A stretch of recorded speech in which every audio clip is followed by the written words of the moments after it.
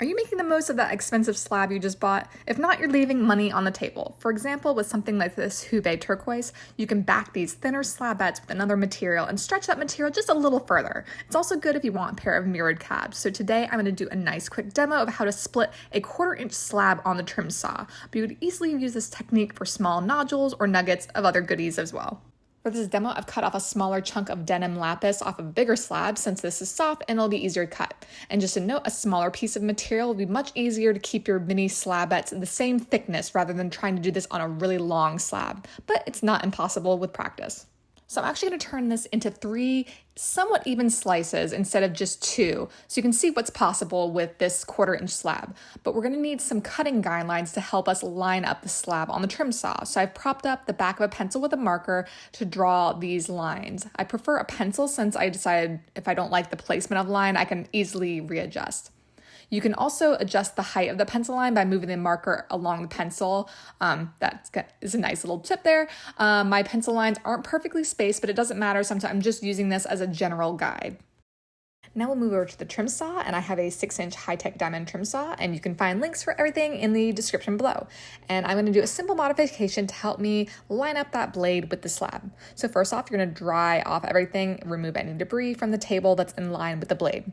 Then we'll take a ruler and line it up with the blade. Now I recommend a longer ruler with the majority of the ruler along the blade to assure that your line is straight. Also make sure that you aren't pressing too much into the blade and making it kind of warp side to side. Sometimes the pencil itself gets in the way, so you might need to angle it inwards a bit just to make sure that that line is where it should be. I'll also do a pencil line from the other side of the blade too, so I have a better idea of where that center line is.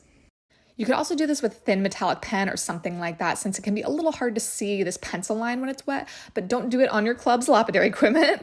You also have to make sure that that line is accurate each time you come to the saw, since I know on this trim saw here, the blade can actually be adjusted side to side, so you want to make sure that it's aligned each time you come back. Now you can bring your slab over and we'll start to align it. Now you can either do it from how you're typically standing, kind of off upward at an angle, or you can try to lean over and get a more aerial view of what you're doing.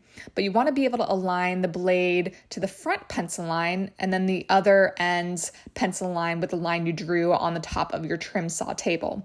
A lot of times doing this means that my slab won't have a flat surface to kind of ride across as you're pushing it into the blade, but I just use my hand to cushion and hold the piece still as the stone is being cut.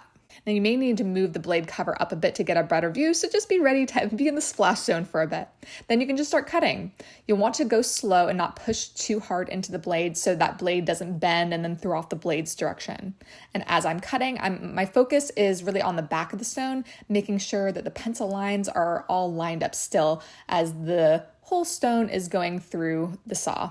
So why use the trim saw, you ask? The thin sintered diamond blade that I have from High Tech Diamond is like under half the size of my slab saw blades. So if you have both a slab saw and trim saw, definitely pick your trim saw. You'll save a lot more material doing it here. Once we zip through the rest of this, you can see that my slab isn't exactly perfect. One side is ever so slightly thicker than the other, but that can be fixed quickly by running it on a flat lap like my High Tech Diamond slant cabber. Now, if you're cutting this into thirds instead of right in half, you'll want to start the blade on the fixed end of the slab when you go to cut this the next time around, and especially if you kind of cut a little bit unevenly the first time. I find it easier to line up the slab this way, but you'll find kind of whatever your preference is the more you do. Then the same as before, you'll line up all the pencil lines and then get to cutting.